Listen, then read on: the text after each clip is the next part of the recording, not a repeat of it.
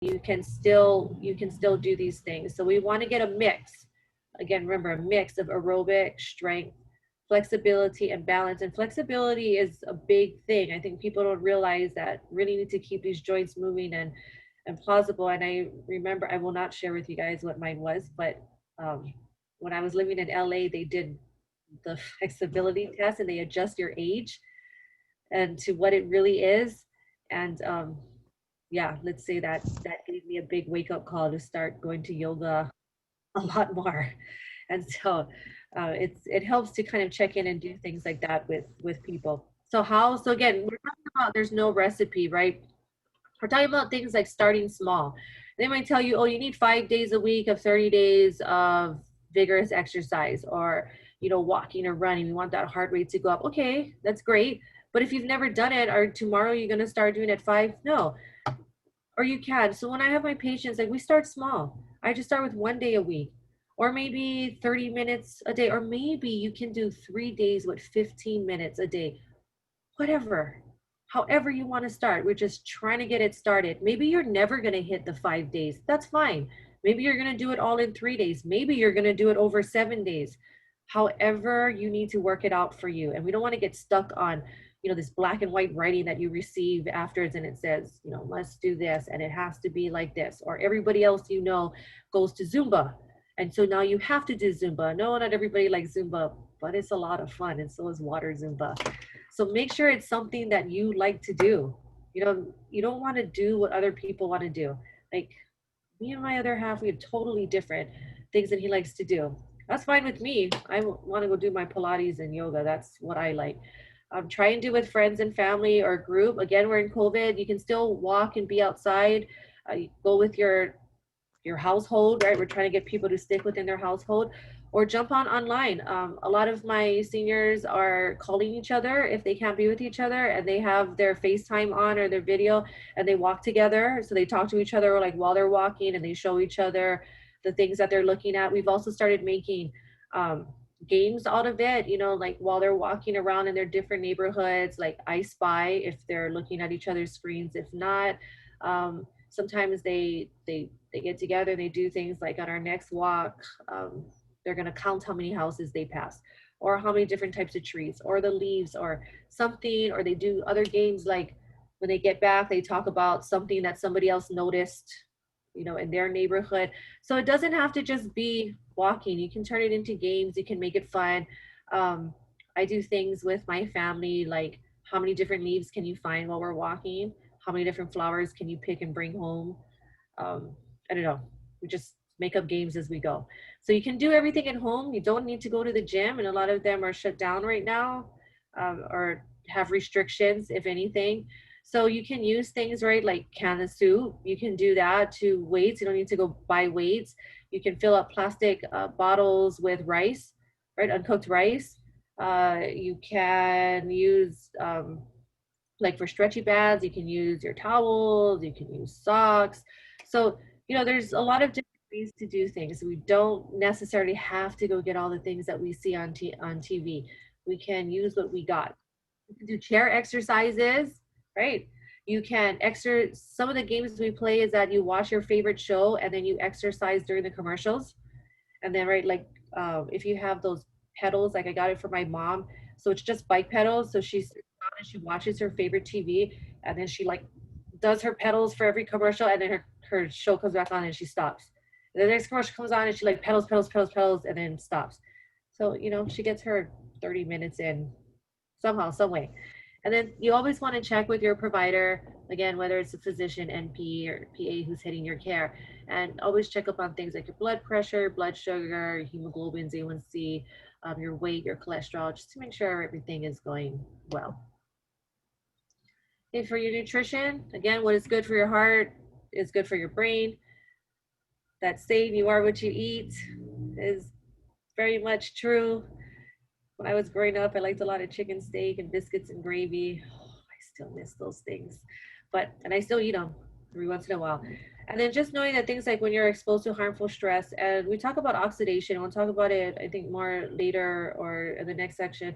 And really, it's just that these harmful things that you get exposed to can really be detrimental to the brain.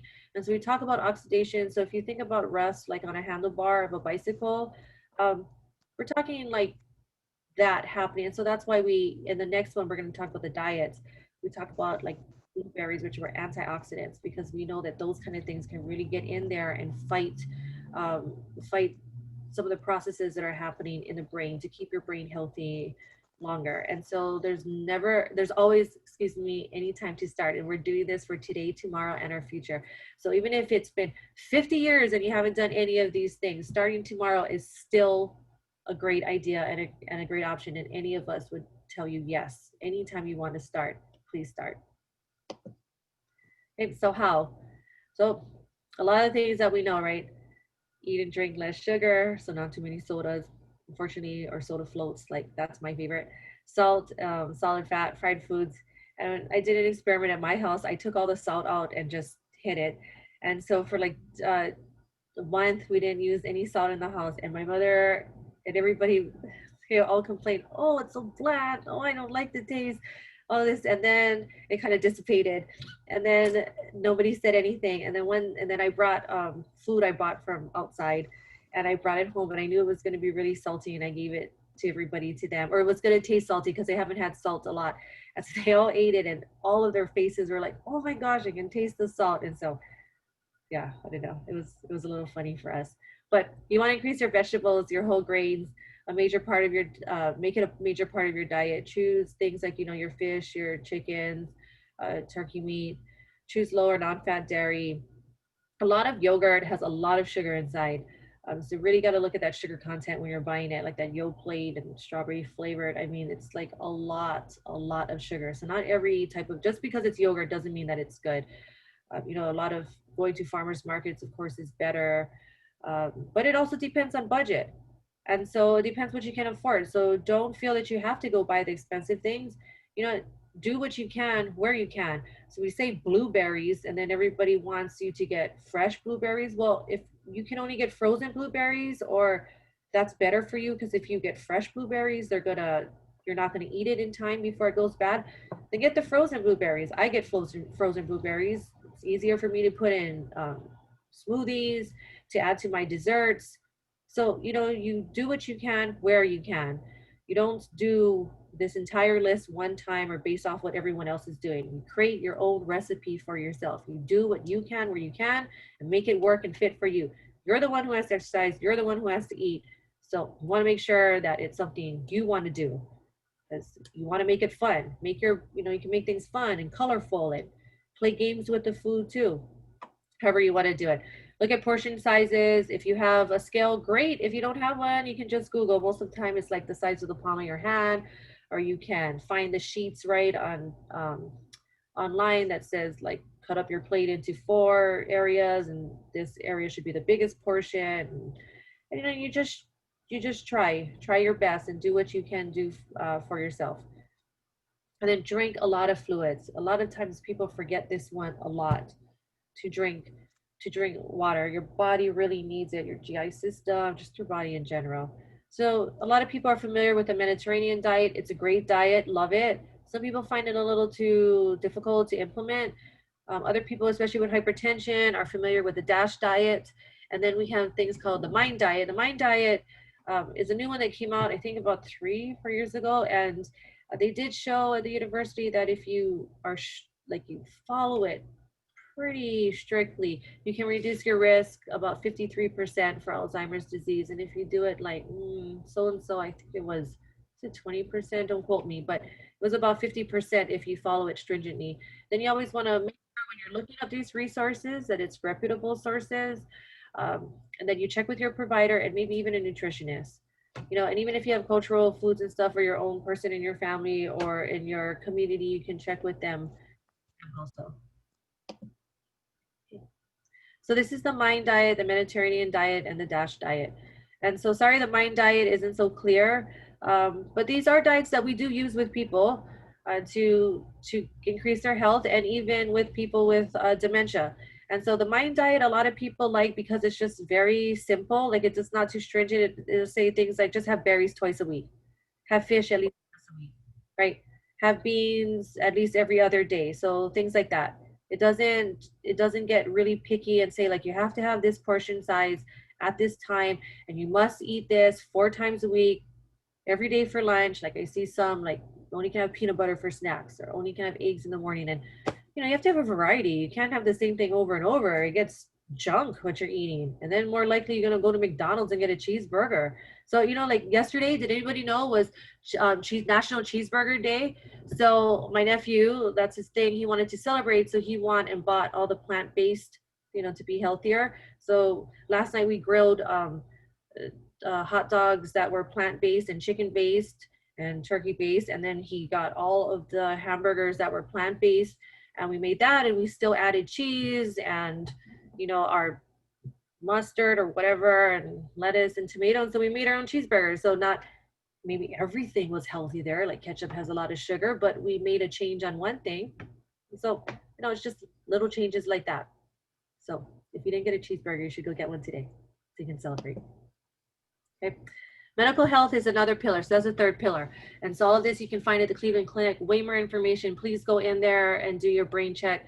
And again, I don't get anything for saying anything about them. It's just really a great resource. So, and the reason why it's a pillar is because we want people to follow up their medical health. Sometimes people with dementia forget and they don't follow up. And then caregivers are so busy and tired trying to do everything they can for the person with dementia, forget to then like take care of their own health. So, it's very much a pillar of your brain health. And so you want to get your annual checkup, you want to follow your doctor's recommendations, you want to take your medications as prescribed, and you want them to review your medications, and then you want to get engaged in a brain healthy lifestyle, not just just for overall your body and your brain. And I know a lot of this may sound like not new information, but really these are things that I go over with my patients who are coming in, whether they're elderly or when they have dementia. Like we go over these pillars, we saw things, we start changing things, we start looking at things. And so these are all tools that we do use. So sleep and relaxation, I know a lot of us are busy to date it, and if you're a caregiver, you're barely sleeping or making it through for some of you. And so just want to reiterate that like sleep really does energize you. It all can improve your mood. We all know we're grumpy when we don't get enough sleep, and it can reduce the buildup, like the plaques that are happening in the brain that we associate with Alzheimer's. It can really help to reduce that. So that's another really good benefit of sleep. And we're talking like the 7 to 8 or whatever is normal for you. You want to get the sleep in because it can really help to decrease those plaques from forming in the brain. And then we're talking about practice meditation and managing stress. It really does help to fend off, or say it really does. It seems like research they're doing that it helps to fend off aging. And so a lot of people, right, I don't have time for meditation. Also, the way some people think of meditation is wrong, but I do this with clients, like meditate while we're in session together, and do things just to kind of slow it down and bring life to another perspective, and then just staying positive and happy. It also kind of helps with sleep issues. So if you have sleep issues, because we're talking about sleep and relaxation, please be aware of these. And if you have them, these are things that you can do. So, and things you can do even without, but get your 7 to 8 hours of sleep, talk to your provider, use a device or medicine, quit smoking, and try relaxation techniques. With Rick is going to go over big time next week, so I'm not going to get into that. I do want to really quickly cover some of the myths with meditation. And right before I do that, I just want to, no, we'll just go with this. So people always times think that if you meditate, you have to do it for 20 minutes. You don't. It can be 1 minute meditations. That's totally fine. Maybe one day you'll build up to 20 minutes. Maybe one day you won't. But like the sleep and the mental fitness that we're going to go over, it really helps to decrease things like the stress and the inflammation that is going on in your body, which can aid in increasing your risk to get dementia. It also will increase the blood flow and increase your circulation, increase your function. So there are really huge benefits from doing things like your mental fitness. Really, it helps to, we talk about this clearing your mind, and everybody thinks you're supposed to be like silent, like no thoughts and thinking of nothing. No, we know that things pop in our brain. It's the same way. The whole point of it is just focusing on your breath, and like, it's like a commercial. right? You're watching your TV and then the commercial pops up. And then you go back to your program. So you think of it that way, like you're breathing, you're concentrating on that, and you're like, oh my God, grocery list, I gotta go shopping. Pops into your head like a commercial, and then you bring yourself back to the breathing. So, because a lot of people have a hard time doing these things. It doesn't do anything, not true. I just talked about some of the things that we do. There's only one way. Again, create your own recipe. It's not one way. Okay, some people want to sit in their room with the lights off. Other people want noise. Other people need to do it in nature. Other people do it in their office or while they're driving. As long as when you're driving, I just asked if the car is parked in place. But you do this wherever you can and whenever you need to. Right? So mental fitness, again, is like your muscles. Use it or lose it. You don't use your brain, you lose it. You use your brain, you'll keep it. And everything that's happening with it. Now, again, we will hold off on things and um, talking about dementia because, right, that is something for people with dementia they cannot control, but we still want them to use their brain because we want to kind of slow the progression as much as possible. But this is very, very, very, very critical because it improves your brain functioning, right? It forms new connections within your brain. All those neurons we were talking about, those connections that are flowing along, every time you learn something new, it creates a new connection, which is going to help to keep your brain healthy, which is going to help to keep it running and keep it doing, working at its optimal as it can be. It promotes new brain cell growth and blood flow, and it'll decrease your likelihood of developing dementia. So we're talking about these 6 pillars, and it might sound like things you've heard already, and like, okay, yes, my doctor told me, there's all these commercials about it.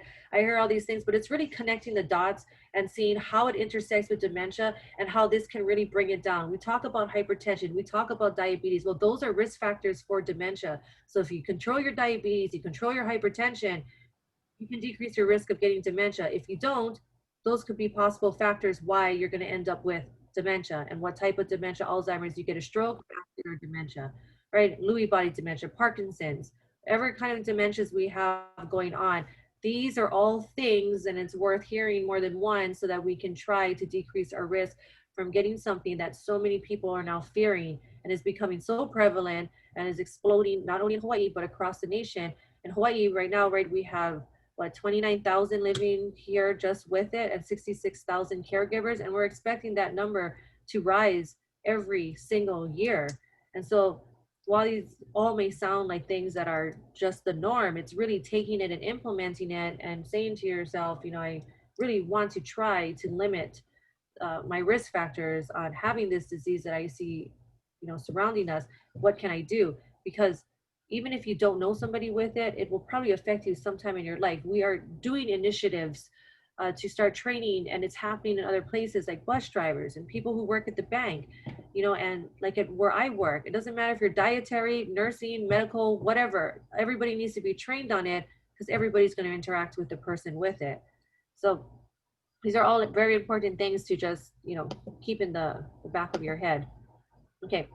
So we also talk about a brain reserve, and that is something that on the Cleveland Clinic site, if you go there, you can go to more in depth about, and that is really, really looking at, ever since we were small, the more that we studied, the more that we did things, we kind of built up this brain reserve in us that we're able to use and tap into, as we're getting older, as we're needing it, as other things are happening to us. And so the more we do, the more that we can build this up.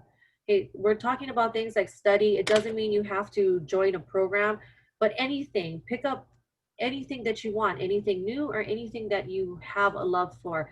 Play games, board games, play games outside, play card games, play sham battle outside or dodgeball, whatever it is you can do. These things get your blood flowing, they keep your brain going. Okay, so we don't have to focus on, everyone's like, oh, does that mean Sudoku and crossword puzzles? Like, I don't want to do those. No, it doesn't have to be Sudoku and crossword puzzles. It can be backgammon, it can be scramble, it can be Chinese checkers, it can be pin the tail on the donkey. I mean, I draw my own and put it up on the walls. So it can be anything that you want it to be. Puzzles, games, art. And when we're talking about puzzles with the person with dementia, you want to change them. In the beginning, they'll probably be able to do those like 1,000-piece puzzles. But as they start progressing, you really want to change things to get maybe those bigger puzzles. And everything that we're talking about can be done online because I know it's COVID time and it may just be a little harder to try and reach out to your family and friends. But a lot of my patients are doing things like family nights on Zoom. So no matter where they live in the country, everyone logs on, they play games. You can get bingo cards online now and send it to everybody. You can play a lot of these games online with your family and friends across the nation. So it's just kind of like also thinking out of the box and getting things going. And I'm so sorry, I should have been with every single pillar that we were going on. And so just backtrack it right here. For people with dementia, we're changing their food. A lot of them may hone in on certain things, and then you have to decide at one point quality of life is more important. Maybe you just want to give them what they want to eat. It may be difficult to change some of their eating habits at the beginning, but just try. Sometimes it takes a week or two, and you might also be surprised their tastes also change, so they may also like a lot of the things that you are implementing. And with exercising, and again, I'm so sorry for going backwards. So when you have somebody with dementia, I was going to try and kind of just go over this at the end, but I realized should go through it with every single one. So when you have people with dementia and you want them to exercise, we get a lot of comments about like, well, they just don't want to. They don't like to. And so sometimes we make it into a game, or if your person isn't at ADC anymore because it closed down, if they used to exercise at 10, then exercise Yeah. at 10. And so what you can do is you can make it a fun, turn it into a game with them, like make it a scavenger house hunt around the house. My father used to like to do, he would always grab a toothpaste. And sorry, I should go back. So he would always grab toothpaste. So what I did is I would go to the store and I would buy toothpaste, like those 99-cent AIM. Does anybody remember AIM? And I would mark them and I would hide them all over the house, and I would like have one, like let them sticking out. And so my dad would go around the house and he would grab the toothpaste, and that was his exercise. And then at night, I would spend like at 2 o'clock in the morning, I'd be digging through the house to find all of them, but I made it a game for myself. And if he found all of them and I found all of them, we both got an extra scoop of ice cream. Took him out into the yard and I would just have him do simple things like, can you just water the plants when he could? And so he would walk down the whole yard. When we were in the house, he would mimic me sometimes. And so I would play games with him, like, come on, dad, I'm going to race you from here to the door. And so he would race me. And of course, I would go very slow so he would win. And sometimes I would win. And so we would do things like that. So taking what we know and all of this that we're talking about in these 6 pillars and then transferring it over to do it ourselves, but then the person who may have dementia also. So those were just some of the ways that we got them to do exercising, and then we fit it to them. Nutrition, my dad loved right burgers and pizza. He loved Hawaiian food and natural stuff too. So it was really just like kind of sneaking those things in. And I mean, I use la'aulapa on him, Hawaiian medicine. And so, afterwards he got like a lot of beets and, coconut oil and things. And so putting it in his coffee so that he would drink it, but not really notice it.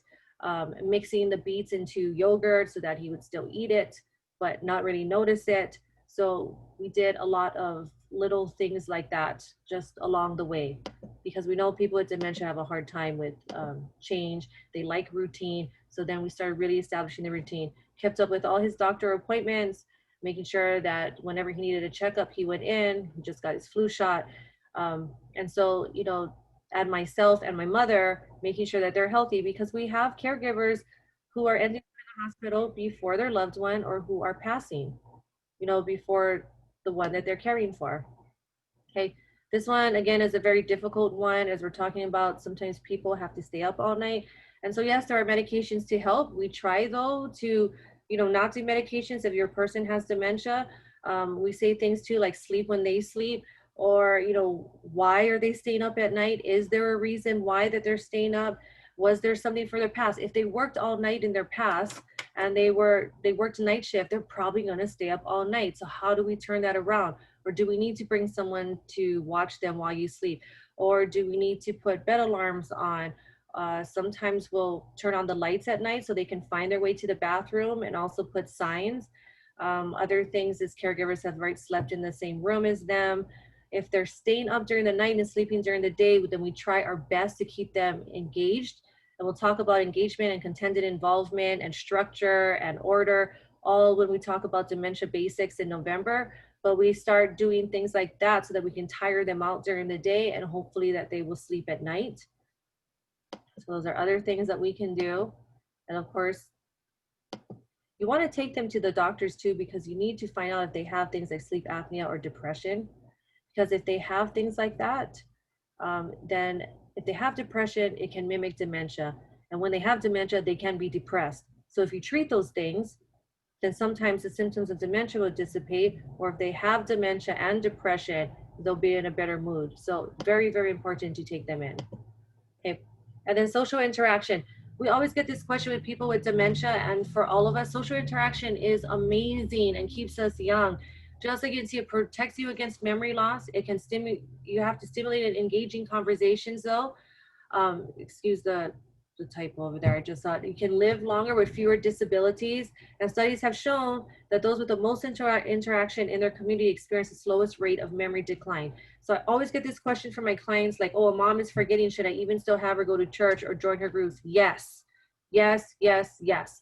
You still want them to engage and talk. You still want them to talk with you at family parties.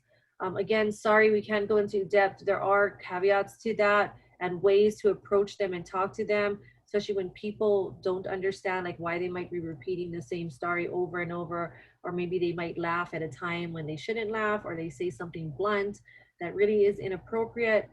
Of course, we're going to talk about those things and how to address them or how to prepare people, but you want them to still go to like adult daycare like what Kathy has. So they're still interacting with people. Their brain is still going. You want to talk to them. Family parties, church.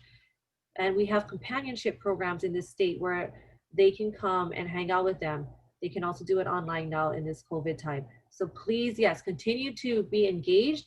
Caregivers, we get isolated also because our whole life revolves around someone with dementia. Whether it's a phone call or on Zoom or talking to your neighbor by your fence, you still want to find some way to keep this social interaction going, even if it's online. All my meetings are online, like Rotary Club, Chamber of Commerce. I mean, everything I belong to is online, but you still need that to connect with people, to see someone, and that really helps to improve brain function.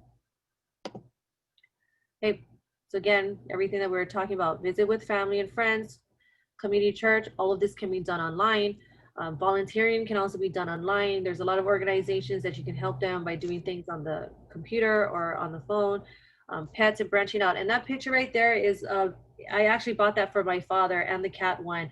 And we buy that for a lot of people who are elderly and who are lonely. And it actually moves its head and it barks, and you can feel the heart beating and the paws come up. And the cat actually like goes back over and you can scratch her stomach. And they absolutely love it, even though it's not real. If pet therapy is a wonderful thing, if a lot of hospices have it, hospitals, bringing pets over, getting them a pet. I mean, those are all wonderful ideas. Or getting, I think they're called like Joy.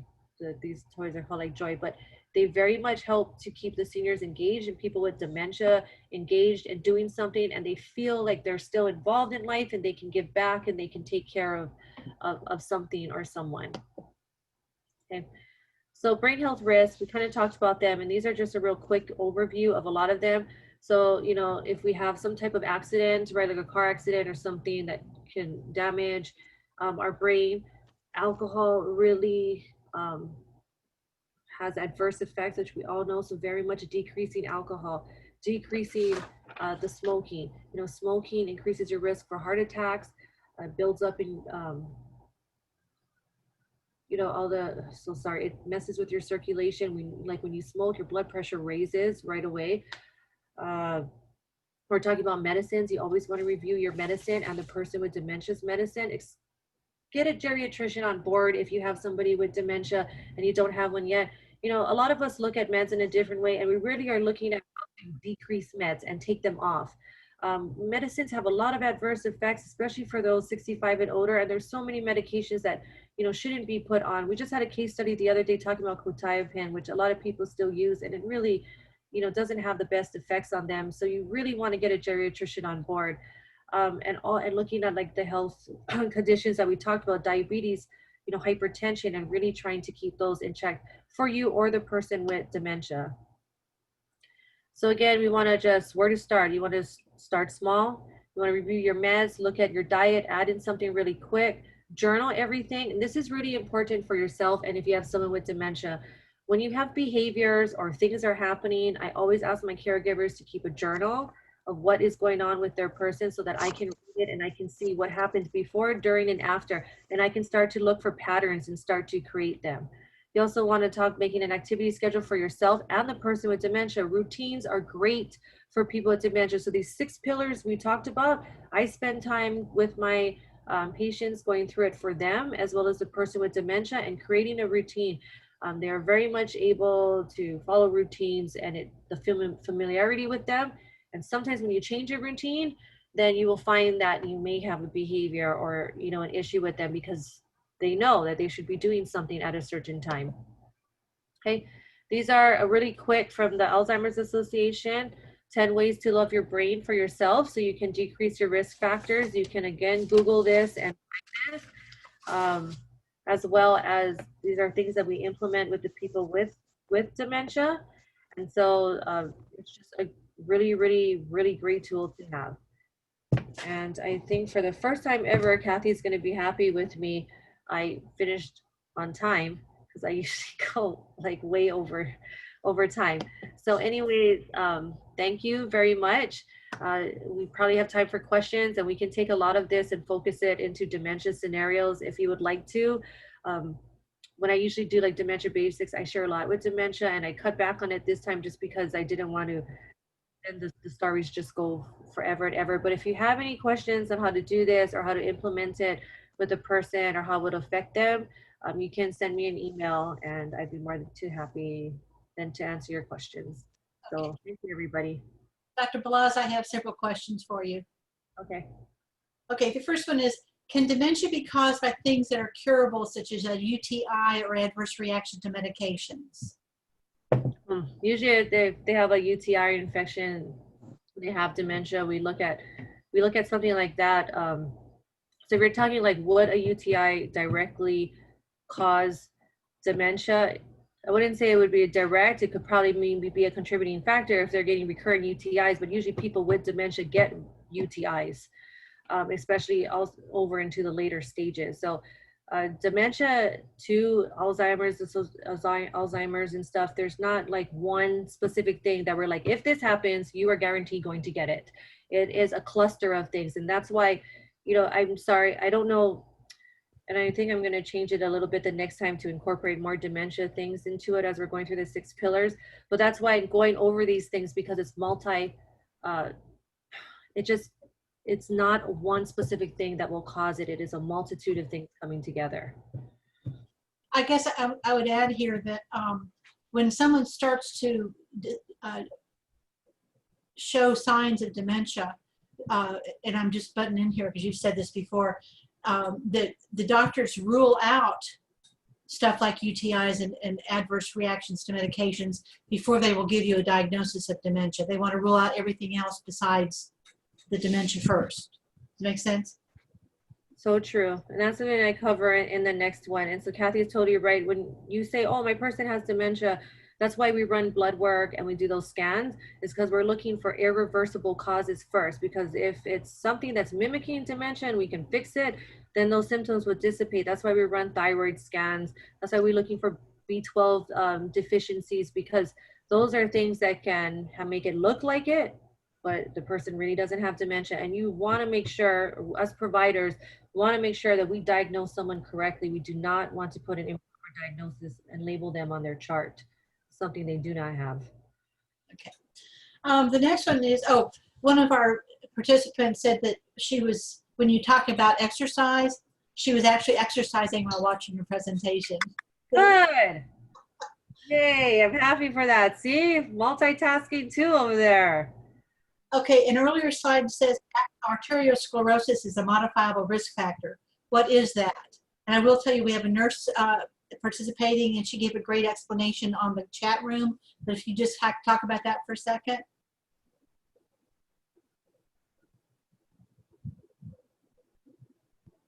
Dr. Balaz? Oh, I'm reading it. So sorry. Oh, okay. Sorry. Sorry, everybody.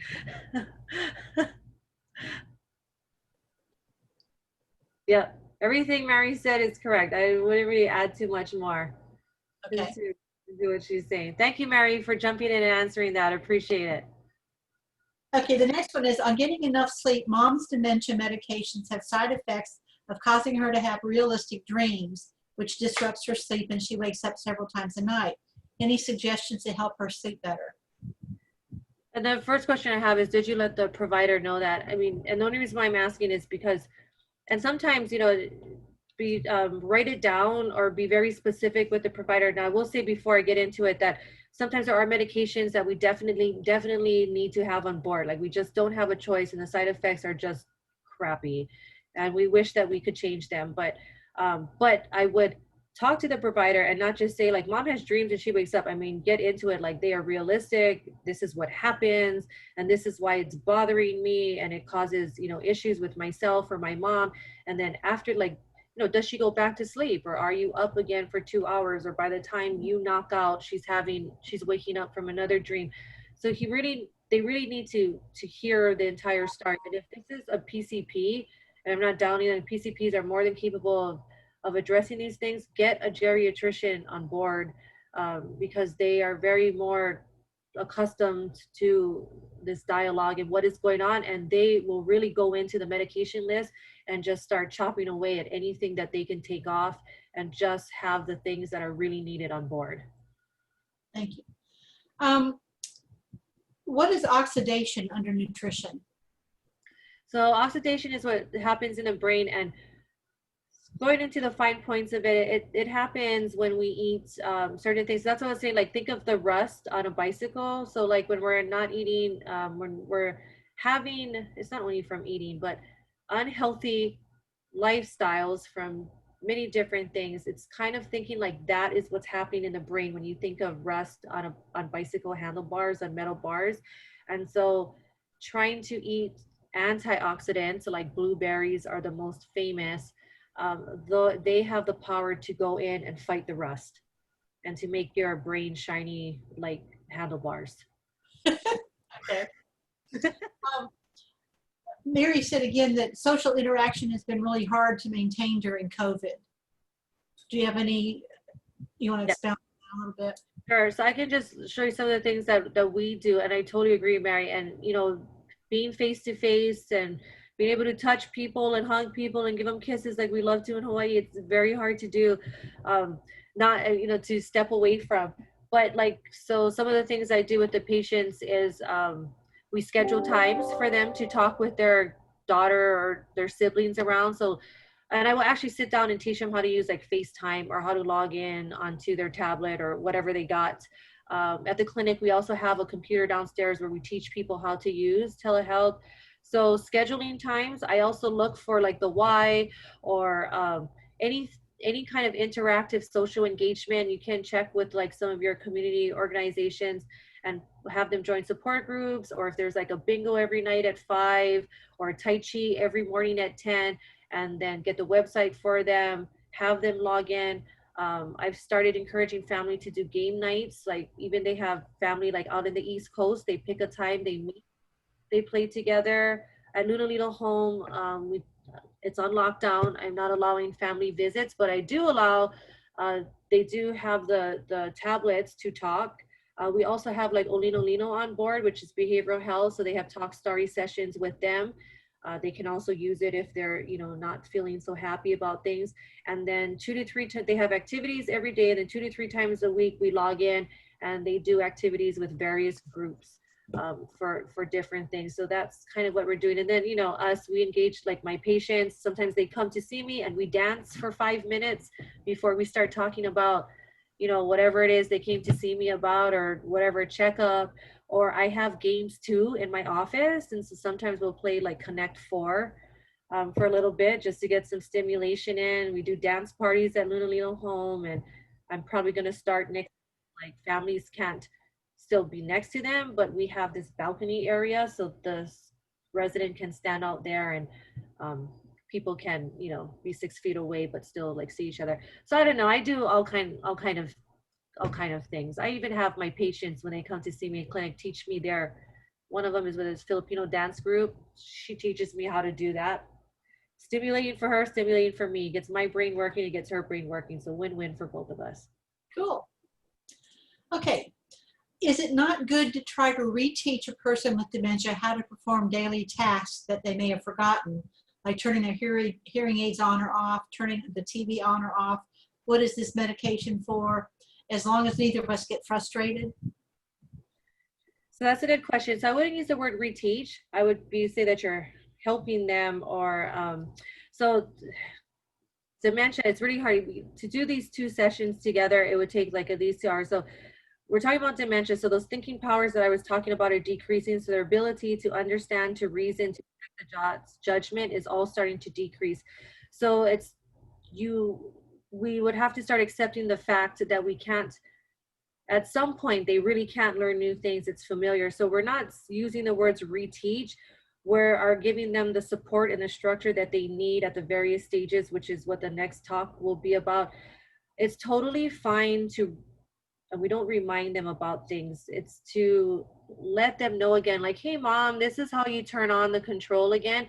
But you have to be accepting of the fact that you're going to reteach over and over and how many times it takes. And you cannot expect her to remember it. Also, when they pinpoint you as the person that they're asking all these questions for, it's really in some ways looked at as an honor, because you're their safety blanket. You're the person that makes them feel like they have some stability, that they're safe and they're trusted.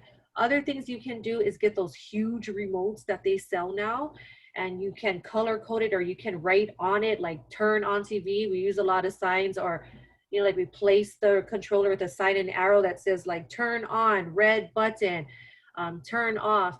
Hearing aids, unfortunately, most people don't like hearing aids. If any of you have ever put on a hearing aid, it is not the most comfortable physically, nor does it sound great. To actually get a really good hearing aid is a lot of money, one that actually does what it's supposed to do. So the ones that we get from like Medicare and Costco are sound amplifiers.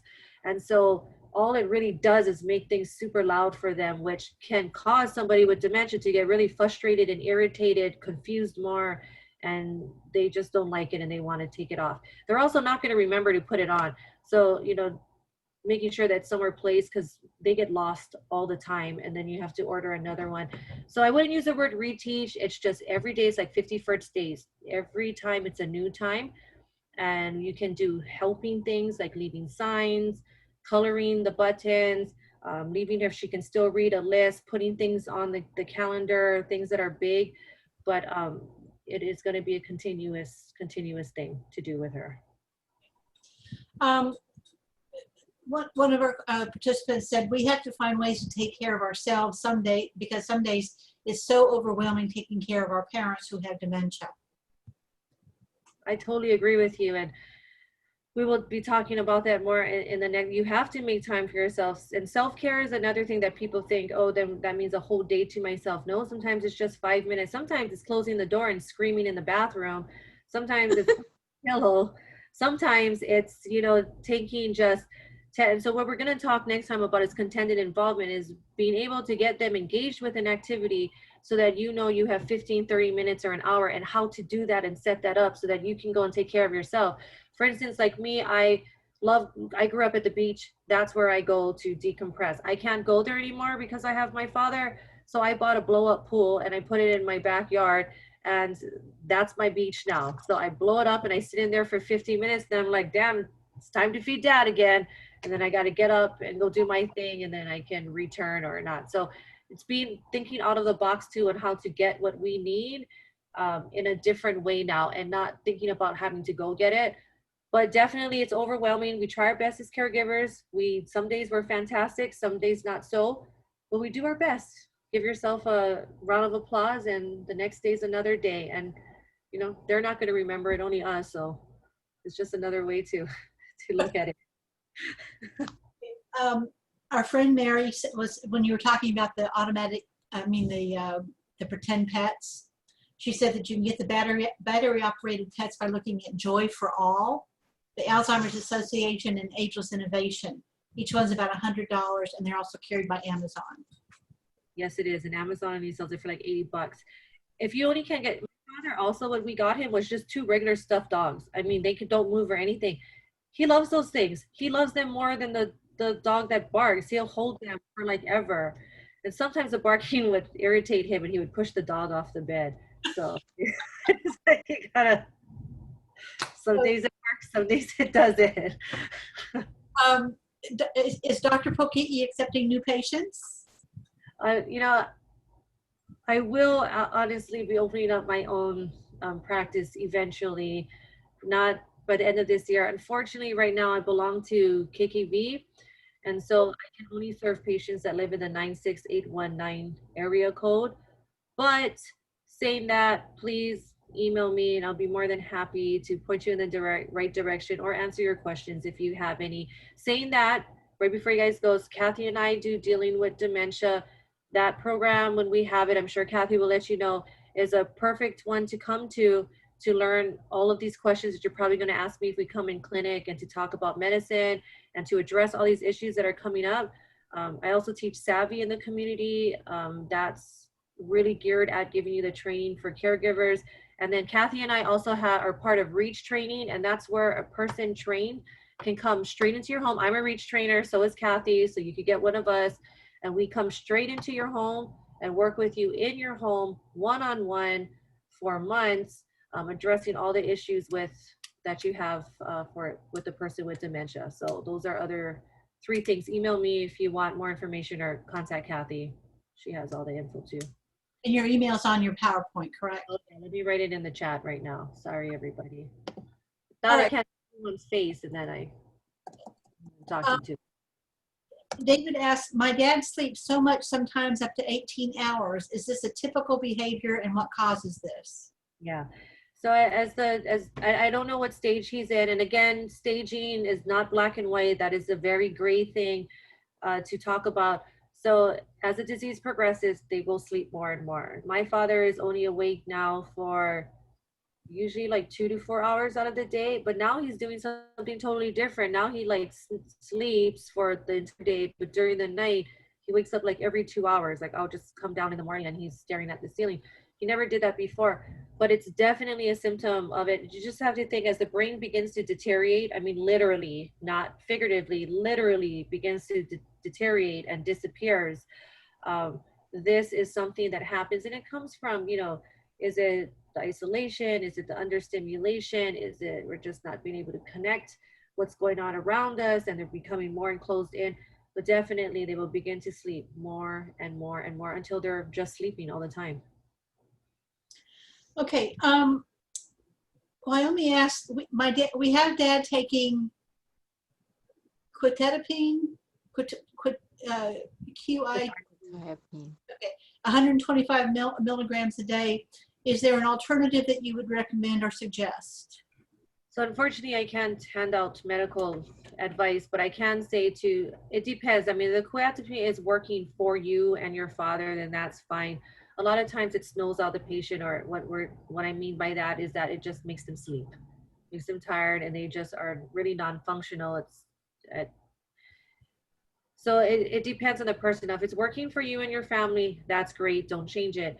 If you feel that there are side effects that are happening, or you are interested in looking at something else, then I'd say talk to your provider. They're going to ask you why you want to switch. So you can just let them know that you're wanting to know what are the adverse reactions of quetiapine, what could it possibly do, and if your father has dementia, how does that affect the dementia? And again, this is a lot of times where geriatricians come in. If there are a geriatrician, you can ask why they put it on. Most geriatricians, are looking at those kind of meds and kind of to wipe off and to replace with something else. So I'm not exactly sure why they gave it. I'm guessing it was for behavior. Um, and if it was and it's helping with the behavior, that's great. But if he's also passing out and just sleeping all the time, that's not great. And we want to get it. Also, quetiapine sometimes can make it worse, whatever you're trying to deal with. So if that's also happening, it'd be time to switch it. So it would depend. Okay, David asked, hi David, good to see you again. My dad doesn't want to eat and refuses food. He only eats breakfast of papaya, toast, and cereal with milk. He refuses food the rest of the day. Why? That would be for a conversation we'd have to have in clinic. I'd want to know that reason why too. What is the trigger and the cause behind it? Um, One of the ones I want to ask is, does he have dentures and does he have teeth? I mean, could it be something with chewing? Is certain foods too hard for him or difficult for him to chew. He likes what, toast, papaya, and what did you say? Toast, Cereal. papaya, cereal. And what kind of cereal is it? And milk. I don't know. Was it something from his past? Is there something from his childhood that's going to tell us that? Was that how he was at work? Did he only eat in the mornings before he left in his job? He wasn't able to eat for the rest of the day, or he only snacked in between? Um, there could be a lot of different reasons. If you give him cereal, papaya, and milk and toast for breakfast and dinner, will he eat it? If he will, give it to him all day if that's what he's going to eat. I mean, we just want to get something in him. We can try to slip in other things. We have supplements like the strawberry drink or the Ensure things that we can help if he's starting to lose weight, because we want to be sure about safety. So if he's starting to lose weight, that would be a concern of mine, or he's not getting enough of his calories and nutrition. So you'd want to call the provider and a geriatrician. But if he's willing to eat that all day, give it to him all day. There could be something. He could also be thinking that he already did eat when you want him to eat later, or he doesn't like being told to eat. So sometimes try things like, here, Dad, come eat with me, or, we haven't spent time together. I just want you to do this. Think of the foods that he liked to eat when you were growing up. All of that might work. None of that might work. But definitely a conversation to bring up with your PCP or geriatrician. It's one of those trial and error things. Yep. That's what caregiving. Okay. Alicia says, my father goes to the bathroom a couple of times at night. Is this something is this something that can't be helped, or can we get something to control? That's a good question. Depends. We can take a look at how much fluid he's drinking during the day. When is he drinking the fluid right before he goes to bed? That can make a difference.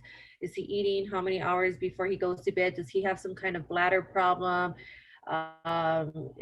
Is there another issue going on? Blanking on the gland. So there's could be a whole different, could be a medical reason, could be the fluids that he's getting. Remember, like caffeine is irritant, right, to the urethra, so it makes you want to go use the bathroom. Probably shouldn't drink 2 to 3 hours before he goes to bed. Also, though, that is something that happens as people age. They're waking up to go to bed. It's like the number one complaint. I was sleeping and I had to go to the bathroom. Now I can't go back to sleep. So then how can we help him go back to sleep if he's staying up? Music, milk, medicine. A lot of people like to use melatonin or things like that. Other things that you can do is it safe for him to go to the bathroom so that it doesn't wake you up? Can you just light up the way for him so he doesn't get confused? Can he find his way back? And then after that, we're talking about things, right, like depends and brief. So another conversation to have with your provider or geriatrician so that you guys can start ticking off those things. A lot of these questions come with a lot more questions from me, so I can kind of hone in on the problem. Okay. Yvonne wants to know what foods will cause oxidation in the brain besides blueberries, and what foods should I avoid to cause rust? I guess that's what that means. I mean, that's what she said, to not get to avoid oxidation. Let's see if I can find out. Oh, what is going on with my computer? Let's see. I want to find a resource for you to go to. Who's that? If I just read it off to you, it will not, it won't stick all in there, and then I should make a slide for this. So when you can go to, let me see if I can share my screen real quick. Sorry, everybody. I'm just gonna, but we can look at it together.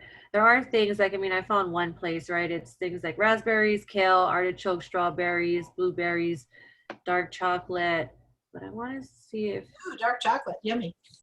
dark chocolate is the best kind of chocolate to eat, right? Your omega-3, your fatty omega-3, it would help a lot. Do they have a list on here? No, they don't have one on the brain health. They might actually when you go into these other little small things. But yeah, so it would be things like your raspberries or blueberries, things like kale, dark chocolate is better than regular chocolate, goji berries, a lot of berries, kale, I think I said that, pecans, I think, are the nuts that have the high oxidants in them. artichokes. You could Yeah, look so you Google the can list of antioxidants. yeah, you can Google the whole list. Oh yeah, spinach too. Oh, okay. All right. So, do people with the disease have trouble with speech? Oh shoot, Kathy, it froze on me real quick. What was the question?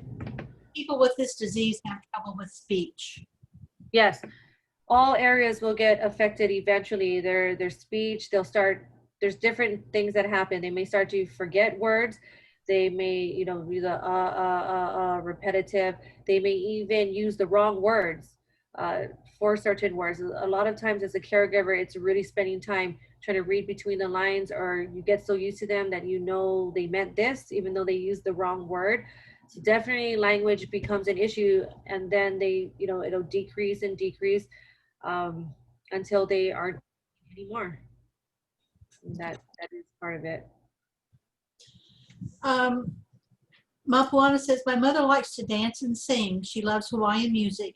It's difficult on some days, but she lets me help her through it. Mahalo for sharing, and I needed this. Looking forward to future sessions with you. Okay, there's Poki'i's email, and let's see. I'm glad you got a lot of mahalos, so just want to let you know that. Oh, thank you, everybody. I like the Hawaiian music one, though. I put that on for my father, too, and then his feet start to tap, or his finger taps. That's all he can do now. But yes, music therapy is wonderful. Everybody should Google that, too, music therapy. Kathy can give more info, too, but you'll see a lot of people with dementia, like they're just heads down. But then you start playing their music, and they will open up their eyes. They'll start going to the beat. They'll move their hands. They'll start singing. So music therapy is awesome. I had a client that did not speak anymore. He was pretty much, I won't say vegetative, but he just didn't communicate at all. But at Christmas time, we put on Christmas carols, and darned if he didn't sing along. It was the most amazing thing I've ever seen in my life. To wrap up, I will email you the PowerPoints shortly. And I will tell you that, and I'm embarrassed to tell you this, I didn't hit the record button until after we had gotten started, but the PowerPoints, you can follow those and then pick up where the recording starts. The recording will be posted by Monday or Tuesday. And you'll go to my website under webinars and you'll find the recordings there.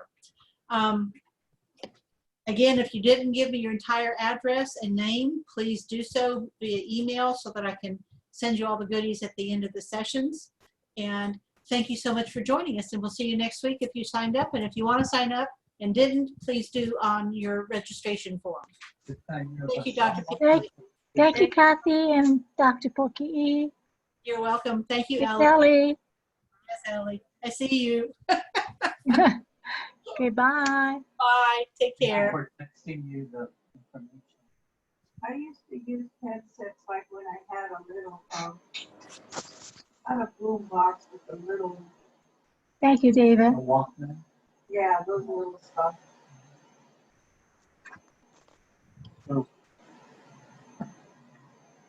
are you happy you got connected? Yeah, I'm gonna wait. How come? What? Hi. Hello, this is Lou. I was late, but thank you. Thanks for joining us, Lou. Appreciate it. Thank you. Thank you, Kathy. You're welcome. I'm glad you got to join us, Karen.